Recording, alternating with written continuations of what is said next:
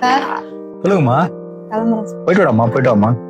தினமா carry பேக்ல குழந்தைங்க உயிரை கொடுத்து வளர்க்குறீங்க. ஜாக்கிரதாம்மா, போயிட்டு வாடாம்மா. அம்மா சாமி ஒரு நிமிஷம்டா. உங்களுக்கு ஒரு நுட்பமான ஒரு சின்ன செய்தி சொல்றேன், உள்வாங்கிங்களா? நம்ம எவ்வளவுதான் குழந்தைங்களுக்கு செலவு பண்ணி நம்ம வளர்த்தாலும் நாளைக்கு அந்த குழந்தைங்க வளர்ந்து வந்து நம்மளை பாதுகாக்காது. அதனுடைய குழந்தைங்களை தான் பாசத்துடன் பாதுகாக்கும்.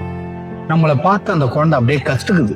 அப்ப நம்ம என்ன செய்யணும் அப்படின்னா, நமக்கு நம்மளுடைய முன்னோர்கள், அதாவது அப்பா இருக்கலாம், அம்மா இருக்கலாம், பெரியம்மா, சித்தப்பா, தாய் மாமா, யார் ஒன்னா இருக்கலாம், நம்ம பெரியவங்களை எந்த அளவுக்கு பாதுகாக்கிறோமோ அதை அந்த குழந்தை பார்க்கணும்.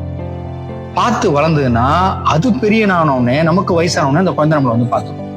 இதுதான் உளவியல் சொல்லுது. இப்போ நம்ம வெறும் பணமா கொடுத்து செல்லம் கொடுத்து வளர்ந்துட்டா அந்த குழந்தை நம்மளை பாதுகாக்க நினைச்சீங்கன்னா ஏமாற்றம் தான் மிஞ்சும்.